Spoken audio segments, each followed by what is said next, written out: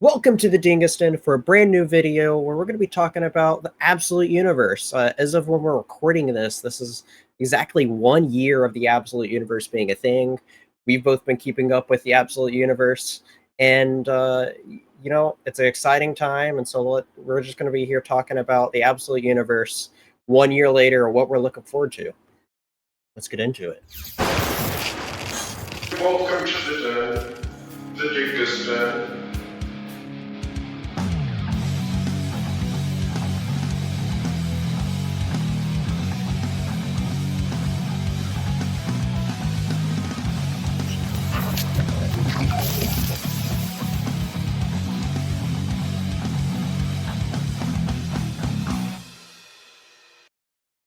All right. Well, great to have you here, Warren. We've been talking to each other for a bit, and great to have you on the Dingus Den. And yeah, glad to be here. Thank you for having me on. Absolutely, great to have you here. Always great to have more comic people to talk to, and so I'm just excited to delve into the Absolute Universe. I've done some reviews on the channel before.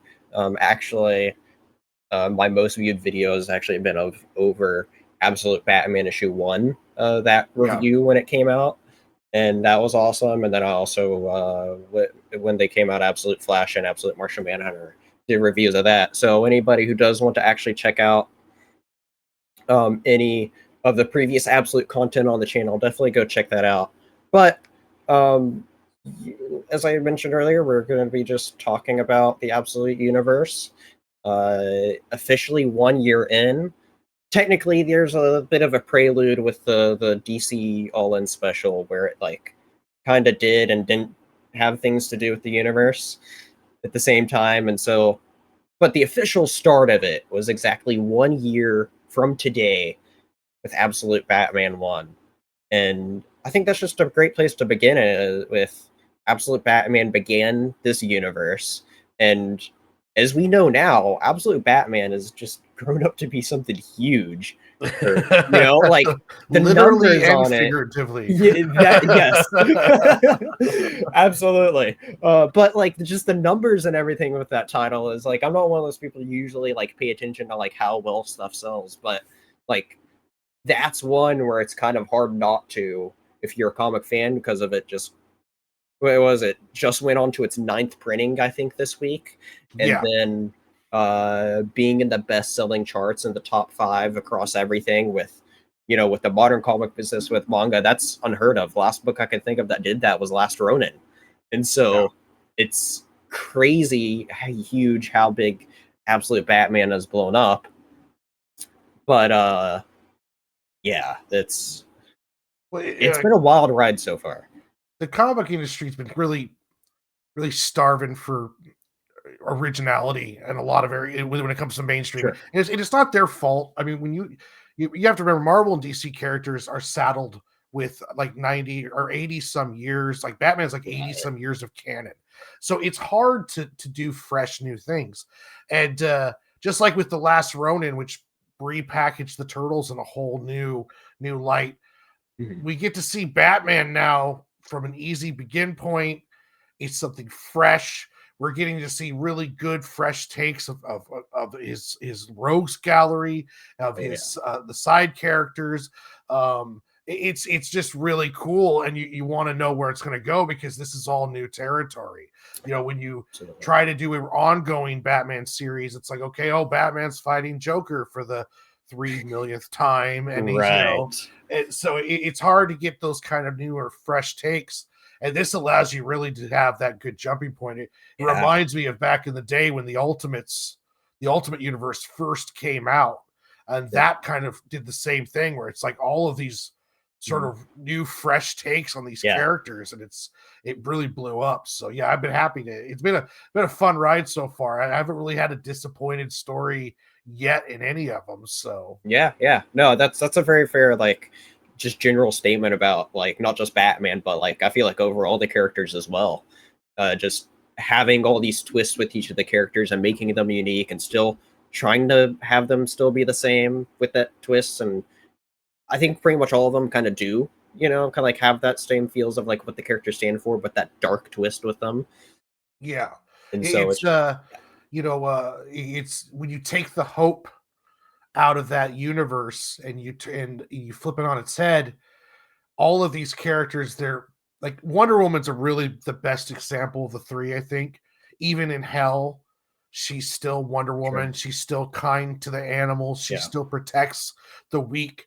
And it's like no matter what you do to these characters, that purity, that honesty comes out of them, Yeah. and that's kind of with Batman's the same way, even with still having his mother, which is an interesting Yeah. twist as compared to Mhm. with the original, is he's still a hardcore going at it without his money. He's still Right. going at it, um he might be more of a freak of nature now size wise, but that might also just be kind of with artists. But this is definitely like, aside like since the Dark Knight Returns, Frank Miller's Batman, this is like the biggest Batman's been, like bulk Right. wise, and Frank Miller drew him like a tank.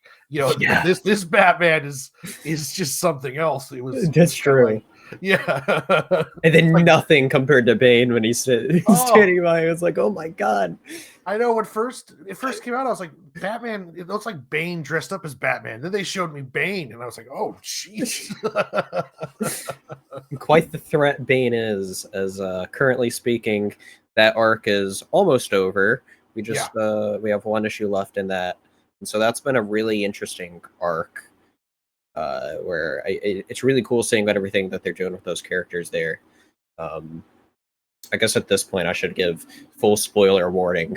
I realize I didn't say that before, but full on spoilers for anybody who hasn't maybe not read anything with bits of the Absolute Universe as we're going through these. But as we're going into this Batman stuff, seeing all the stuff with his friends, which creates an interesting alternate dynamic for with him still having his mother around and what drives him, and what they did with Waylon there, Croc, was just holy cow. Well, So yeah. And are you caught up with up on the issue 10 and 11, or was it or 12, the newest ones, 13, I think, where you just see what happens to the rest yeah, of his friends?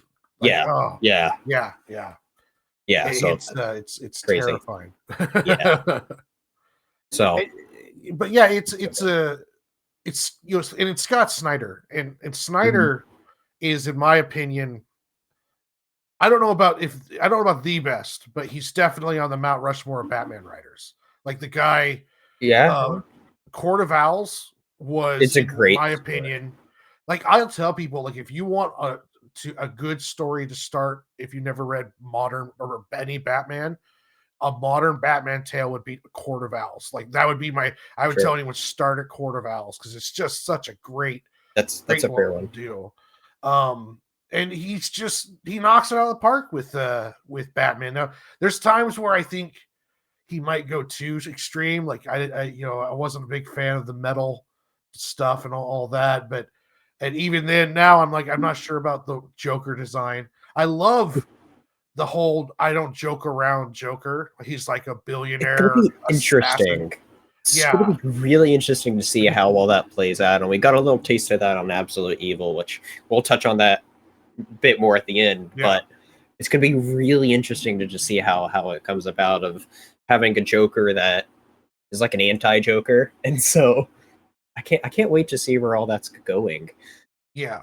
And plus the tease of him being a beast or whatever it is, it's like I'm not Yeah, with whatever this new iteration of Venom is, I think, because it's like it's all seems to play sure. together.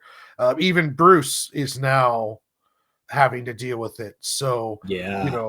which is interesting too. And I love the new Catwoman. I love the design. I love the Mhm. costume. Yeah. I love the way him and her and Bruce interact. Yeah. It's just great. Yeah, it's just a great fresh take on these characters. Definitely. Yeah, no, and lots of hints and stuff to go on forward. I think the beginning arc was a great way to introduce this story as well. Especially in the first issue, you give Batman really showing how much of a badass he is. A completely brutal action there. That's one of the moments that stuck with me the most, and continuing with that brutal action as we go. Where I've really enjoyed seeing all these different like darker takes on the characters, but like the Batman one is definitely the one that stood out most to me. Yeah. And so it was just great. I think to it's as you mentioned earlier, it was like it's just great to have that modern twist on different characters and stuff. And for me, Batman's definitely been the one that stood out since you touched on earlier, Snyder being a great Batman writer. He is one of my favorite modern comic book writers, if not my favorite. And so I think he just understands Batman overall. And, when you have somebody that understands them, but then knows how to twist certain aspects to make a really interesting story, that's what we really get here with so many of the different characters and stuff, which is just absolutely great in my opinion. I mean, it's definitely my personal favorite of the 6 titles that we have. I do. It seems, and like I said, I haven't. I get really busy. I make comic books, so I've been doing a lot of drawing. I work full time, so I've been trying to catch up. But so far, every writer artist team that they've had on the books, the writers understand the characters really well because they're doing really good alternate takes on them. In order to do a good alternate take, it's almost like doing a live action movie. You may not get it canon, but if it feels like the character, then you did it right. And this really does. Like Wonder Woman, it feels like Wonder Woman in a different kind of story. Right. Like we're getting really good, well-written Superman, Wonder Woman, and Batman stories with really good art. And I think that's what also people are kind of starving for, because comics have not been consistently, from the main two, have not been consistently good. And the storylines have been getting weird, and people are trying to do stuff like we said before, swimming, working through all this canon is kind of like trying to run in waist deep of mud. It's just so it's going to drag you down. And so these guys are trying to work through that kind of stuff. But yeah, this absolute line, they really did a good job on picking the art teams and the writer teams for this. And it's just all around good comics, Absolutely. It's definitely something that we just kind of need. I think, just having an easy way to jump in to, into these comic worlds, when you talk about these 80 plus years of history, especially from Batman and Superman, it's really intimidating to like be like, hey, where do I start with any of those characters? And so how do you write Superman differently? It's like, good luck. Right. Well, like speaking of Superman, his take on this absolute universe is definitely very interesting. I've seen a lot of people unhappy with it, but it's something for me I've actually really enjoyed. I thought it was like it's an interesting take on like what do you want to say, like of the immigrant coming in, and it's at the end of the day that is what Superman is. People got upset over that for stupid reasons, but it does take that core idea and put it in there in an interesting way, I felt, as well. And seeing a bunch of those ideas come up. Part of Superman's strength is him being raised by Ma and Pa Kent. So if you take him out of this kind of stable, altruistic, almost stereotypical kind of like family setting where he gets to, go to school, he doesn't have to worry about crazy shit, small little town. He's a country boy, You take him out of that and you put him into like an immigrant story, like a hardcore one, and he's still out of that. Is that Superman we remember? That's the amazing part too.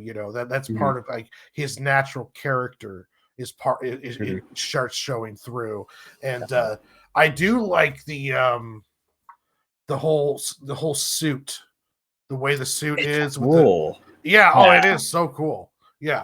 And so much of just how it heats up, and you got like that weird, I don't even know how you describe the cape, but like that cape is really cool that they have with it. It's like it's like the dust of Krypton, or there's like that AI, and it's the AI raising him, and that's a really interesting parallel. And in the latest issue that just came out, I think last week, that it had some really interesting developments that happened with him speaking with the AI and stuff. And I was like, I really like what they're doing and the alternate takes on like his sort of heritage. And actually, one of the things I really liked about that story was in the first 5-6 issues, really getting a really good look at Krypton and actually having him be older before he had to leave Krypton. I thought it was really cool to get a really good look at Krypton. It seemed like most of that story, if at the very least half of it, was actually in, or us actually getting to see that other Krypton, which I thought was a really cool take on Krypton, and which I really enjoyed.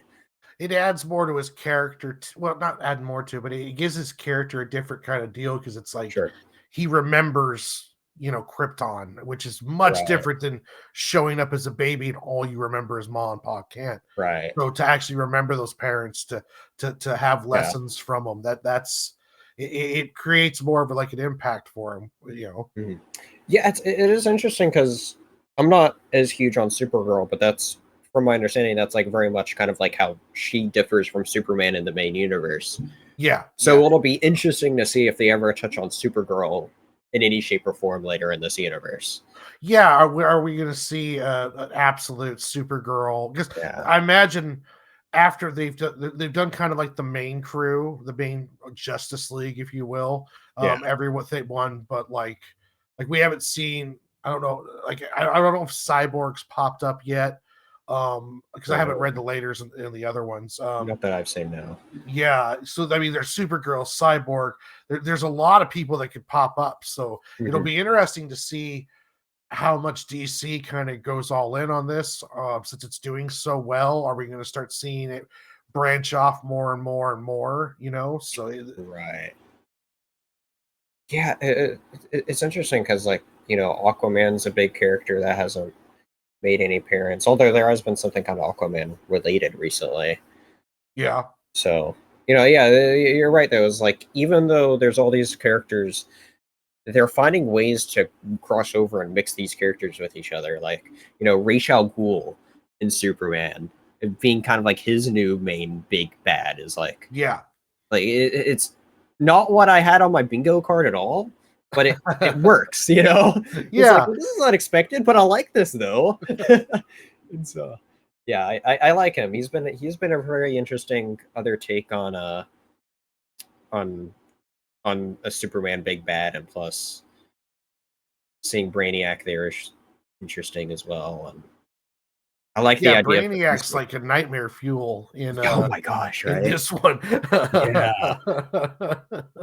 And I remember the whole idea of like what really, or one the should I say the main idea that really brought me into really wanting to read Superman as well is the idea of that like peacemaker police force or whatever.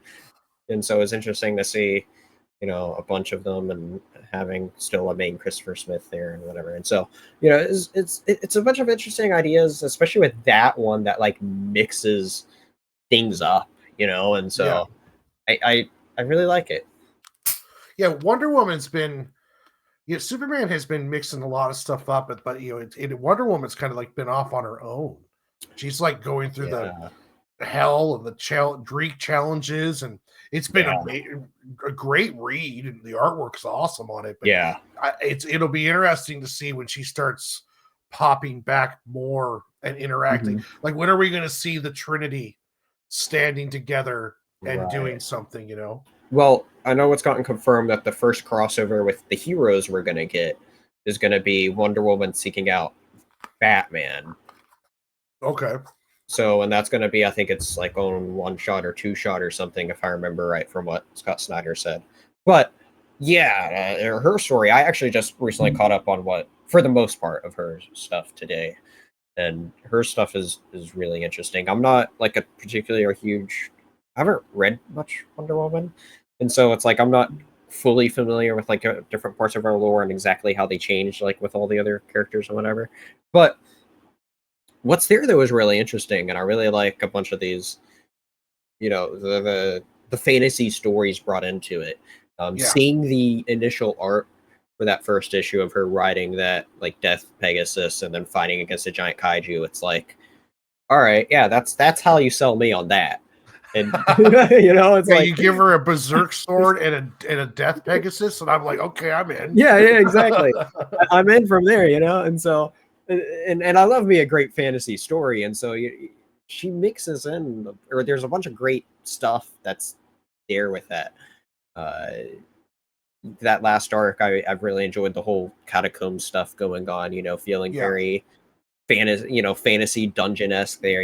Literally battling against an evil wizard at the end and everything. And to me, it's funny as I'm an avid D&D player, and so it's like I'm reading through that stuff, and it's like that kind of does feel like a D&D story to me in some ways, of like the environment they're going through. Literally a dungeon and these weird people and a wizard at the end. Anyway, point is, I really like all the like fantasy stuff that goes with it, and I think it's great to see the fantasy stuff here really be shown, because you all these universes, you have the pillars of your street level, your sci-fi, and then your fantasy, and I feel like the fantasy is the one that's like the least the least kind of like shown or talked about, and so it's really cool to see fantasy really done and in this way, which is cool. And it'll also, and they've handled it with the big three kind of a great launching pads for the rest. Like you can do like Zantana, Constantine. There's so many fantasy type characters. Even Swamp Thing would fit. That'd be awesome. Wonder Woman's, kind of lane now. You have the sci-fi with Superman, Green Lantern. You can be launching all the characters. Then you got the street level characters with Batman. I mean, are we going to see an absolute Robin? Are we going to see an absolute, Batgirl? Are we going to get to see Red Hood? What does Snyder got cooked up? Or is it? I mean, there's all sorts of stuff that could still pop in with those street level characters. Deathstroke. They mentioned Deathstroke. I think he's. They mentioned a Slade, but it wasn't. It wasn't Death. Okay. I don't think it was him though. The name seemed different. Saw Slade when I was kind of zipping through. I was like, oh, okay, wait a minute. Well, I remember it wasn't well, okay. See, now I'm second guessing myself, because I was like, well, maybe it was. I don't know, but yeah, it's very interesting everything they have going on, and you're right. There's so many big characters that they have. And we're talking about this 1 year, and where we've gotten a good handful, but DC has so many great beloved characters that they could bring into this, where it's just like, holy cow, well, who could they bring in? So many great characters they could bring into this. And they are starting to do that a little more now. I've heard about how a big character just popped up in Wonder Woman, even though I haven't read that one yet. But it just shows how the universe can still be all interconnected, and having all these characters show up together, and they're doing a good job of, I think. Well, first off, I really like the idea of them each building their own pillars first before having to cross over early on. I like that we're here at the point here where we're a year in, none of them's crossed over yet. Obviously, we know one's going to happen soon, but it's just going to be those two characters as they start setting up other things. But then with Absolute Evil, which I keep on bringing up, which we'll touch a bit more at the end. But that's a great point where it makes the universe feel even more connected. Yeah. And so. Yeah, and it's one of the nice things about Wonder Woman being essentially, I don't know if you call her a witch or a magic. Well, she's definitely a magic user now, right. Hardcore. Is that so cool. Before mainstream Wonder Woman? She fits in with like the godlike mythical characters, but she doesn't really fit great with the magic characters. I think Absolute Wonder Woman fits. Like I could see her doing a mission with Constantine a lot easier than mainstream Wonder Woman. Like I could see her and Constantine doing like a whole arc together, so she seems like she's much more into the grittier, dirtier side of the darker side of the magic. So it'll be, it's going to be, I was talking to a friend the other day. I was like, man, just stop the mainstream stuff and just do Absolute. This is the new mainstream universe, and we'll do the other stuff later. Let's give them a breather and let Hulk Batman carry it on his broad shoulders for a while. Dude, it's insanely good. It's such a great universe reading all this stuff. And I had to put down some of the titles. So more than, I'm only actively picking up a couple titles, which is Batman and Superman. But I have the DC subscription, so I'm reading the others as they're coming up, or trying to as they go out on there. Yeah. But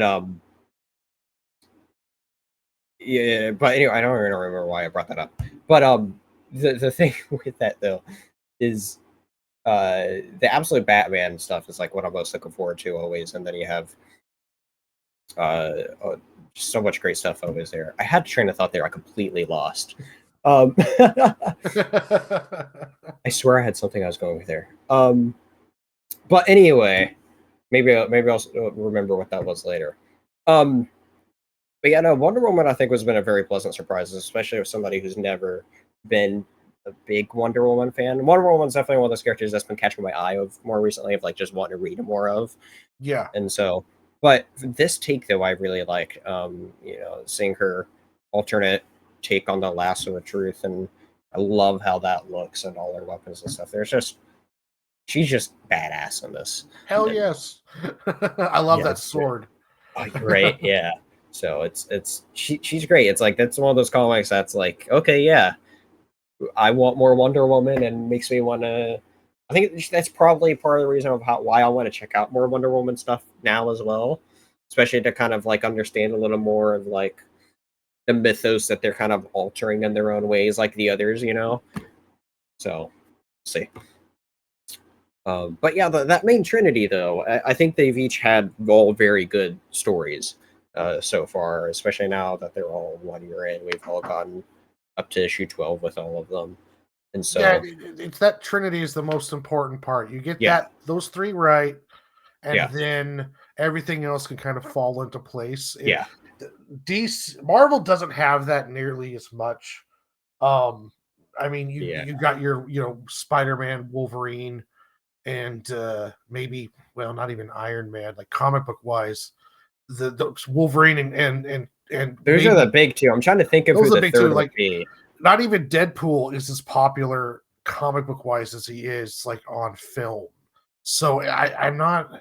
But with DC, everything balances around Superman, Wonder Woman, and Batman. Like, you have to get those three right, and then you can launch those three off. And what they're really setting up well is now the three represent the three branches of the universe: magic, science, and the street level. So it's like those three are now kind of the pillars of each one of these kind of offshoots now. And so are we going to start seeing if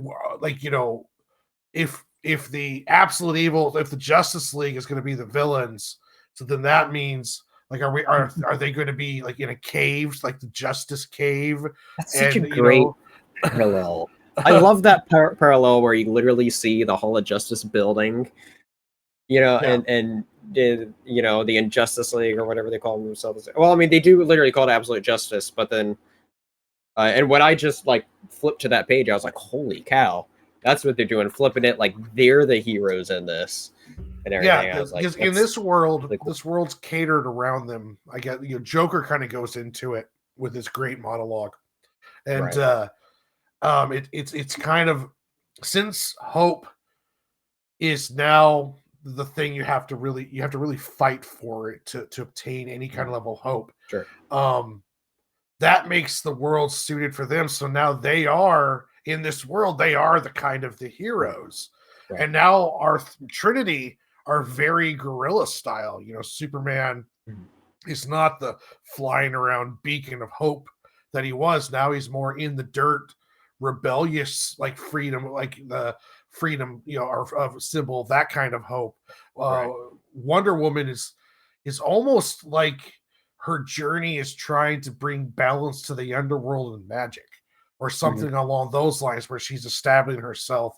And then with Batman, he is establishing himself as that street level pillar. Like the pillars that they are in the main, they're working towards that pathway now. Like Batman's going through his major test with Bane, which is becoming almost like his definitive villain in this absolute is Bane. Bane is giving him like this, you're going to pass or fail with Bane, pushing Batman to different kinds of limits than we've kind of seen before. You know, Yeah. it's the Bane stuff has definitely been a great parallel to like Nightfall in several This ways. is the best representation of Bane since like the Nightfall time when he broke his back. Like no, like you see a lot of multimedia, they really treat Bane like crap. Even the Dark Knight Rises didn't really Sure. do Bane justice Right. as he was in Nightfall. Maybe even in Arkham games, he's kind of a big dumb animal. Now he's Yeah. a ruthless, cunning predator. You know, True. he is just all as much smart as anyone else in the Yeah. room, and he's just vicious and calculating. And the venom doesn't turn him into a big dumb, you know, Bane smash. You know, it's just Right. he's just still a hardcore badass. You Oh know, yeah. still smart. Absolutely. Yeah, it's so great seeing so many of them. Uh, yeah, no, you're right though. I never thought about comparing this Bane specifically too much compared to these other previous ones, and like you're just gonna like flip the switch in my brain and being like, oh yeah, he like really is kind of the best one Yeah, since this then. is like the alpha Bane. Yeah, right. This is Scott Snyder's like, okay, I'm going to show you like Oh man, the most vicious Bane that I yeah. could possibly show you. Yeah, I You remember know? just when I first got into reading Nightfall, just you really do see realize Bane so much more than what a bunch of the media of Bane makes you believe of who he is. Yeah, And it is great seeing like the parallels between his backstory and this and everything. It's truly great. It's as we touched on earlier, just like with the heroes, we are really seeing that with the villains of them really understanding it as we're talking about. Snyder here really understands Bane, and I mean, we haven't really gotten, I guess, like a really. I mean, I guess we've gotten a bit of Clea stuff, and see, I don't feel like we really have gotten into her character as much, but what I know of the character, it seems like yeah, okay, that's Clea, I think, yeah, and so um, Brainiac's been a great villain there.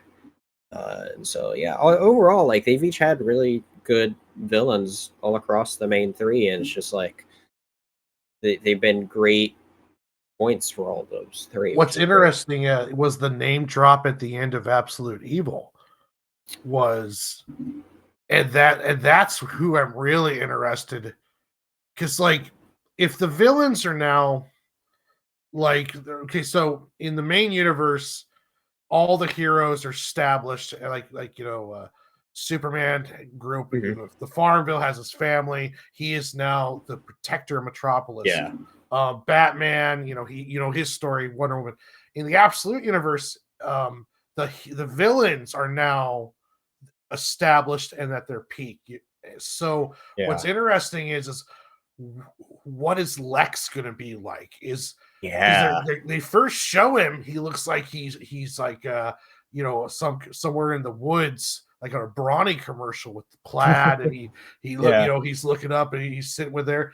But is he going to be one of those like super genius psychopath types? It's just brutal. It's like, is he going to be a Superman level type Yeah. kind of villain as he was before?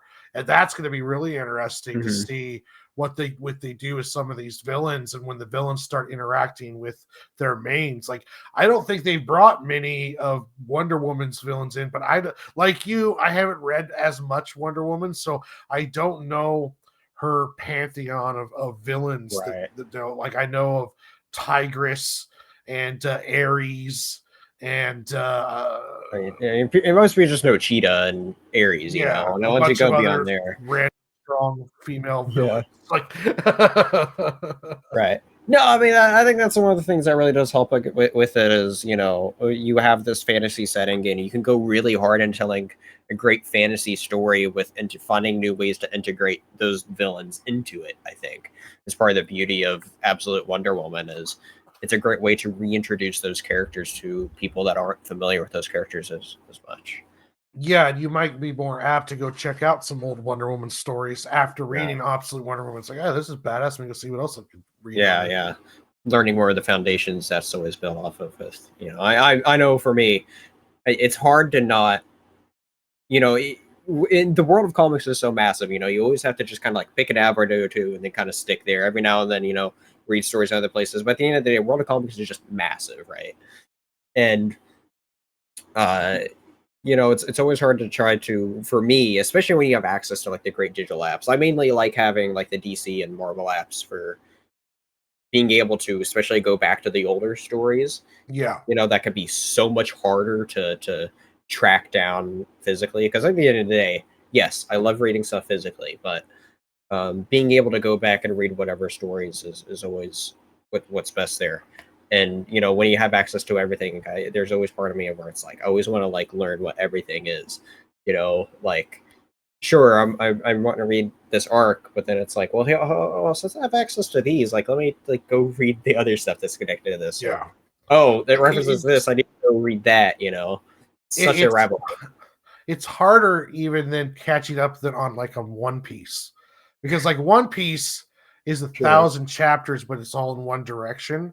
Yeah. If you're trying to follow 80 some years of Batman, good luck. Because every writer who does an arc represents them a little bit differently. Superman's a really great example of this. Like, right. One person will write him, and he's having difficulties catching an airplane in the air.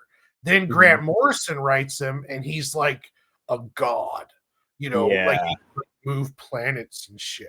So it all depends on who's writing, and it's one of the more difficult things about getting into comics is that what's difficult, but it's also rewarding because it's going and finding those arcs, like the Nightfall arc. Go read Court of Owls. Go read Superman All Season. Go read Superman All Stars. Go read Super Sons. Like it's like there's these arcs, and you can go catch them out. Yeah. You can stay away from the more boring ones. And I mean, I know it's not as easy as with manga, where it's like, where do you start at Naruto? Well, you start with volume 1, and then you go on from there. It's much easier.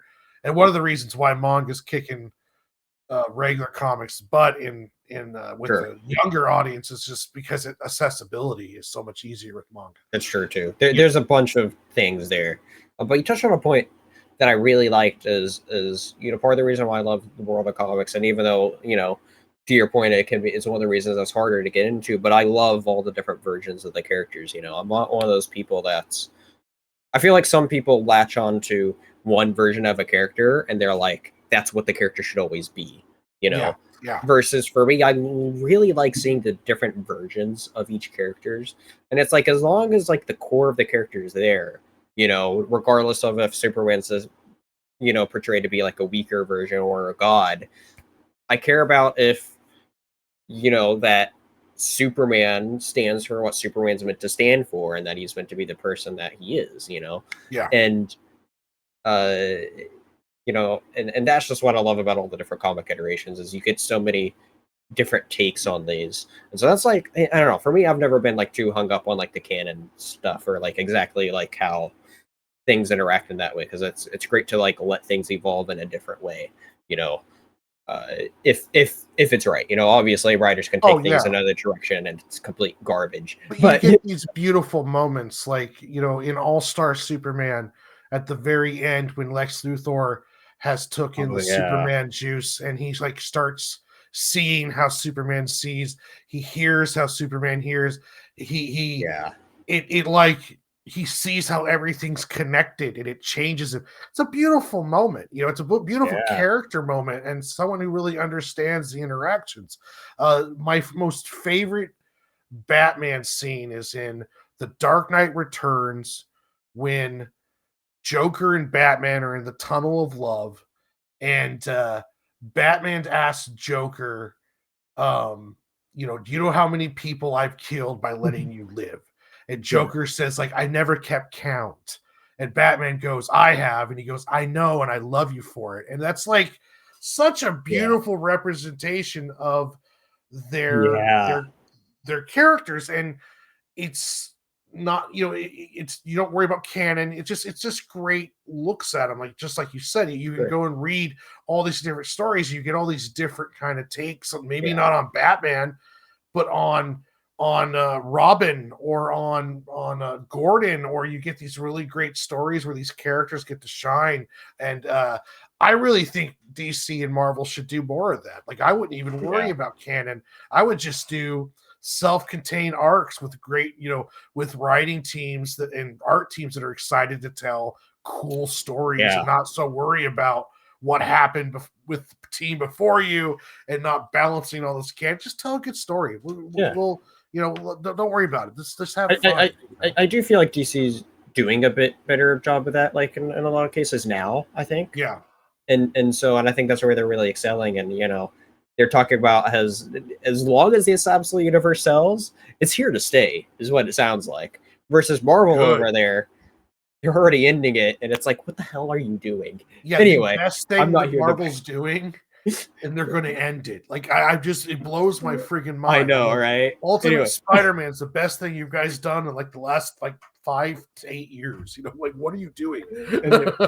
Yeah, I don't know what they're doing. But all this to say, if we were talking about the different takes and stuff, it could all be applied back to this absolute stuff as well. We've hit the Trinity really hard, but we haven't really talked about the other 3 titles that have come out. Flash, Green Lantern, and Martian Manhunter. So I know these you've said you've just read a little bit of, but Flash. Let's talk about some Flash. Where Flash is one of those characters I like. There's a bunch of characters this way where I look at a character and it's like I like, but like I'm not like super into. Like, he's one of those characters that if I had more time to read, I would definitely get more into like his stuff. But like, I just don't. And so, but be that way when you got a bunch of stuff that you got to do, But anyway, but Flash, though, I thought has been really interesting, and it took some bold, interesting directions right at the beginning with killing off Barry Allen, and I love the new version of Grodd being an adorable little like monkey thing. Yeah, I love the twist there, and having his rogues gallery. What are they called? Like, isn't it like the rogues or whatever they're called? Yeah. I like how them come together in this, and it's Flash is one I've enjoyed, but I've enjoyed Flash. Yeah, I like the idea of no Speed Force.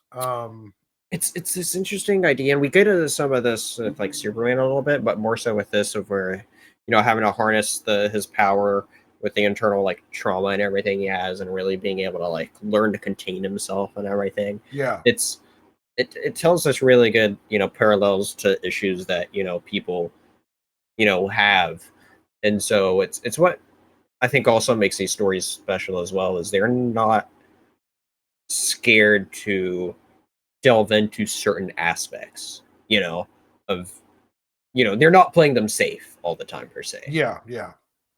Well, no, it's nice, and it's refreshing when they do that too. It's one thing that's so nice about Elseworld titles is you really get to delve into some thoughts about, like, Kirkman does a really good job of that in Invincible. Like his Speed character there's this whole moment when he's talking with his fiance, and he's just like, "Do you realize that 30 seconds to me feels like a week?" Because he's just constantly, and it's like, wow, if you were a Flash character, that would be something like the insanity. Or like with Superman, how does a guy who could punch a hole through the moon open a doorknob without just ripping the whole thing apart, or shake somebody's hand, or even hug? Like, even when he's like, getting it on with Lois, like he's got to be careful that he doesn't like break her pelvis, or So it is awesome when you see these other takes where he has to use that trauma to focus and harness it. It has been interesting. Yeah, no, I've definitely enjoyed it, even without being a person that's like really into the Flash stuff, and so it's really been an enjoyable ride too. Oh yeah, there's some really great stuff there. Yeah, no, I definitely some pages that stood out to me when reading it, where I was just like, oh wow, this is cool. So we'll see where his stuff goes. Green Lantern has been a really interesting one as well. Change like how deep have you gotten into that?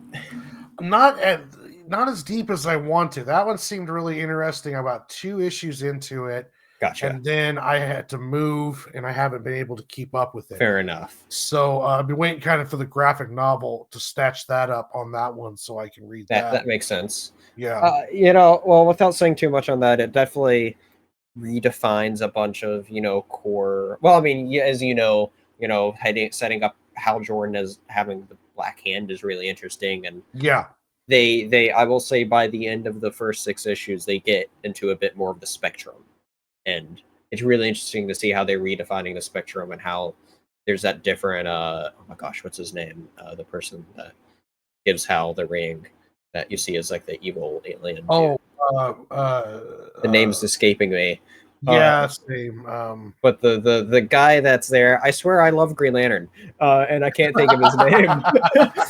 No, legit. Like Batman's my favorite DC character, and then Green Lantern's like a solid number 2, and it's like bugging as like the guy that crash lands and Abin Sur. There we go. There we go. Doing that different take of him and all that. It's like it's cool stuff that they're doing there. Has the Lantern Corps showed up, or Sinestro, or any along those lines yet, or not Sinestro? We do have another big. Well, I mean, you know of Hector Hammond. He's the big one there doing. Yeah. And so, but not quite. I would say the main thing that they've done is just they have touched on actually the spectrum and the core of it all, and so they're actually starting to do stuff that's more Green Lantern stuff than actually dealing with whatever it is here on Earth.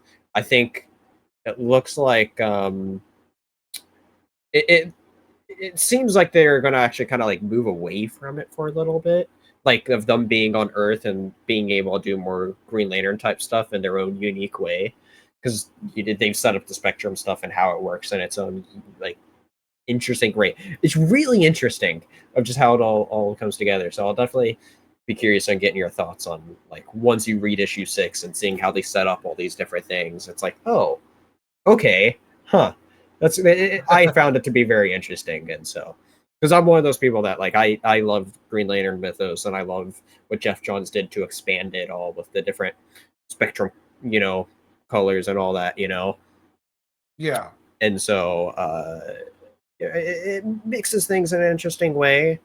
And this one is the one that kind of like feels the least like your modern comic as well. Kind of people saying manga-esque, which I don't know is throwing like a lot of people through a loop, kind of. But for me, it's like I think it really shows the variety of stories that this Absolute Universe tells as well. This is one thing that I think DC does better general than Marvel. No, don't get me wrong.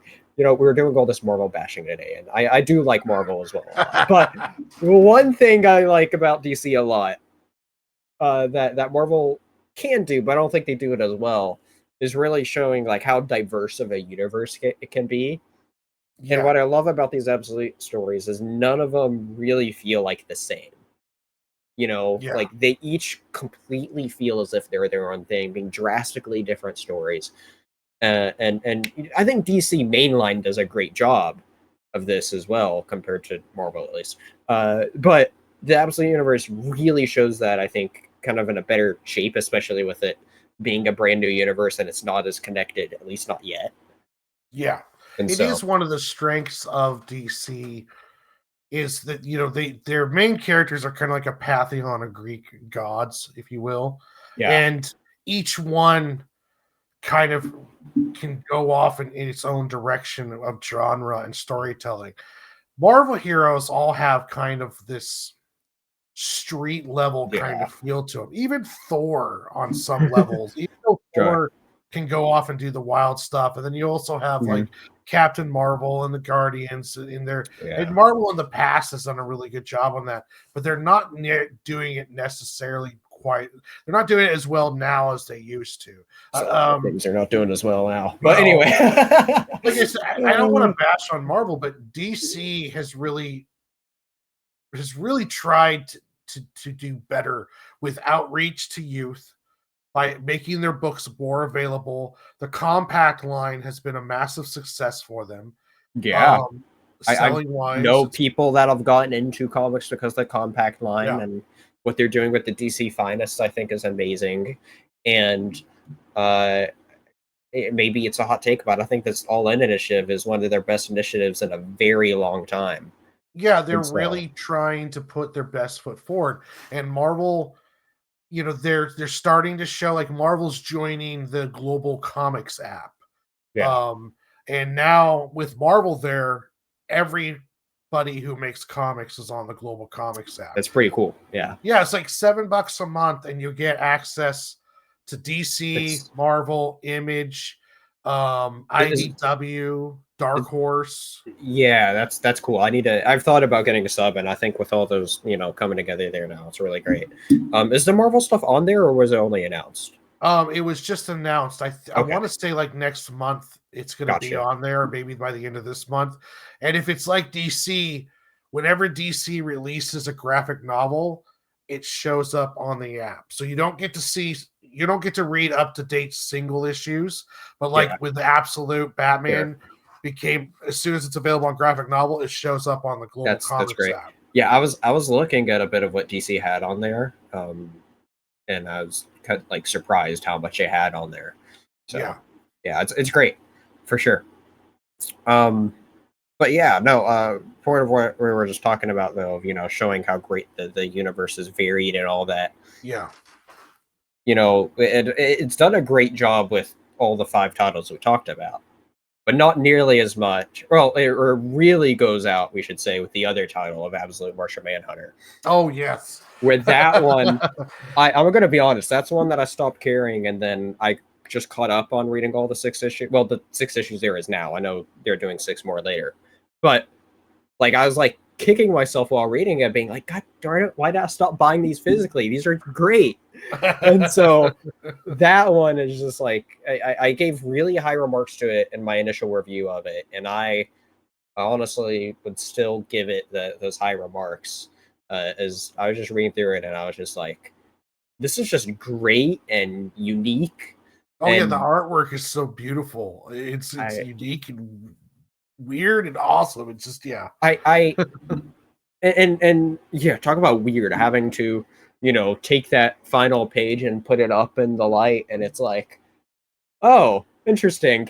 It was like, and so and they do something like that in issue 6, and um that's one of the reasons why it's like it's interesting, because on digital it's like they have like 2 pages of like showing, like, one's like the normal page, and then it kind of like makes the page look like what it should be if you put it in the light when you read it digitally, which is interesting. Okay. Yeah, and so, but you don't get the same effect. It's just like that feeling of, or just, I don't know. It's just so bizarre of, like, you're holding your Well, physical book, and it's like, hey, hold it up to your light. Okay. it's like you said earlier, they're not afraid to do new stuff with this Absolute line, and Yeah. they're really letting them have fun, and it's a Yeah. blast, for us as readers, because you can really tell these Yeah. guys are, they're allowed to do some cool stuff. Like the editors were kind of like, "Ah, let's try it, let's Yeah. do it." Let's do it. No, there's no bounds to the kinds of stories here, as this is the one story that doesn't feel like a superhero story at all. But still a great story, and I don't know. I thought it was just great. I remember it lead up to this story. There's a bunch of talk about it just being absolutely amazing and great and all this stuff. And of the second wave of Absolute books, that was the one that I remember them really hyping up, maybe like, this is going to be something special. And I completely understand why they say all that, and it really is a great read. It's one of those things too, of where it's one of those books of where it's like, I feel like it's like the little you less you know of it, the better off you are for just like, just dive into it. I Yeah, don't just go for it. Yeah. there's certain stories I'm just like, yeah, I could Honestly, tell you it, but it's just like, go for it. I think it'll be better in the trade, just I because could see then that. you get it all in one nice big roller Mhm. coaster ride shot. Yeah. some of the stories I felt like that way. I think I enjoyed a bit more of Wonder Woman catching up on it, like binging a bit more of it than I was of the single issues, at least from what I recall of reading the single issues. Yeah, And so, certain things are better monthly, and part of it, some things I think do read better altogether. And so, and part of it too is just like, you have your budget of how much you're spending. You also just focus on really getting the characters you really care for. yeah. When I normally, like, I'll buy single issues. Like I've got like 9 long boxes over there full of comics. Yeah. But I really do prefer graphic novels because I like getting nice big chunk stories at one shot, and I can read it and sit down and not have to wait a week or a month. But I still pick up, Absolute Batman every month. I'm waiting for it. I'm excited. It's like, oh, 100%. give it to me. 100%. No, it's definitely one of those that I just always look forward to, always. And you're right.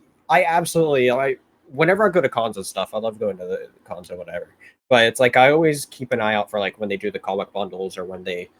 I love when comic shops do like these comic bundles because it's that as well. Same idea as the graphic novels, but there's always you always see a bunch more issues go through. The single issues or whatever, and so I'm exactly like you where I just love to go through and I mean they're both great. At the end of the day. I love the bundles. I was spoiled when I was living in a city close to by here, and the comic shop that I was going to all the time, it's closed down now, but they were really big into graphic novels. So he had more graphic novels there than he had regular floppies. Yeah. And so I would go through there and I was keeping up on Preacher.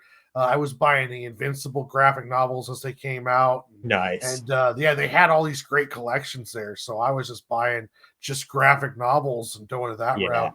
Now I buy more floppies and most of my graphic novel buyings through Amazon. So yeah.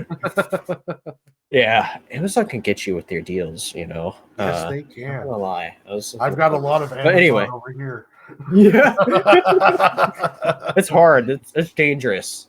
But anyway, as we start trying to wrap things up here, there's lots of great things to look forward to with this Absolute Universe. So of course, there's all these great titles that we were just talking about, where I definitely still want to read more of all of them, as they've all been great in their own ways. It got announced that we're getting an Absolute Green Arrow, which will be very interesting to see how that works with knowing where his fate ends up. Yeah. And so but then we did get some other interesting things as well. We already pretty much talked about Absolute Evil, but that was great, actually having our first taste of actually the universe really being connected. Yeah. And a great way to really show how much it differs. And one of the things that always stood out to me about the universe before delving into it is that idea Scott Snyder talked about, how this universe is more fueled by Darkseid, whereas the other universe would be more fueled by Hope and Superman sort of energy, And so, them actually kind of talking about it in some way, and the other people there being like, you're talking about ridiculous shit, and you're like, no, he doesn't joke. That was a great part there, and I was like, I love that idea behind the universe and everything. And so, but anyway, having that really being a big connective tissue is great, and I think like a clever way to do it as well than just having the heroes come together, So yeah. I really like it. And then we also have 2 Absolute Batman specials coming out. We have the Absolute Batman Annual that they're hyping up, coming out at the end of October. So that'll be interesting, as there's been a bunch of talk about that. We also have the Absolute Batman Annual that Daniel Warren Johnson. Yes, that's the one I was just talking about for. Oh, yes, okay. That's the one I was talking about. It's a Batman Annual. But then the other one, which I forgot about until I was pulling up Absolute stuff, is that there's an Absolute Batman Arkham special that is slated for December 3rd. So, ooh. Yeah. Completely forgot that was a thing that they said that they were delving into doing a special, actually going into more of Arkham, which will be interesting. Yeah, but also an interesting way to spell Arkham as well. It's like, it's not quite the same, but I guess you'd still say it in the same arc space M. But anyway, but yeah, fair to say, I think there's a bunch of great stuff, you know, to look forward to with this Absolute Universe. I think this first year has been just a great success for it. I think, and so I'm really happy to see that. You know, I'll be honest. You know, I feel like so many years have gone by where it seems like Marvel has been on top, and not saying that I necessarily like it being a war between the two because I'm, you know, a big fan of both. But I'm really happy to personally see DC doing a lot better than they have on, in my opinion, on all fronts. You know, Yeah. not just speaking comics, but overall. And so, and on the flip side, it is unfortunate to see Marvel really suffering. I guess you can't win everything, but the DC fan in me is really happy to see DC doing really well right now. In my Yeah. opinion. Yeah. And so, and I think this is like one of those huge pillars of what makes me really excited to be a DC fan. And yeah, it was great talking about all this absolute stuff with you. Thank you so much for coming on Oh, and thanks for talking having me. It was a about pleasure. absolutely. Definitely do some more reviews or something sometime. So, Heck yeah. but yeah, where can the people still find you at? Just on all the social medias, Facebook, Twitter, Instagram, just search Lunchbox Warren and I'll pop up. There you And go.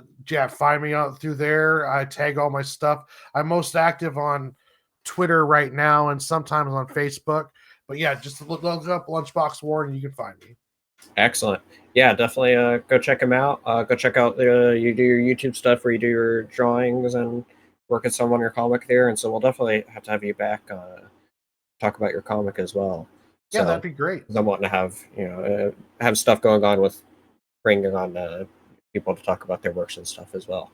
So we'll definitely do some more. So, but it was great having you here, and thank you all everybody so much who stuck around, uh, listening to us babble on about the absolute universe for over an hour at this point. Time flies by with them. You know, to be fair, there's a lot to talk about, but. Oh yeah. But anyway, thank you all so much. Make sure to hit that like and subscribe button if you're still around. Until next time, see you here in the Dingus Den. Laters, everybody. Bye.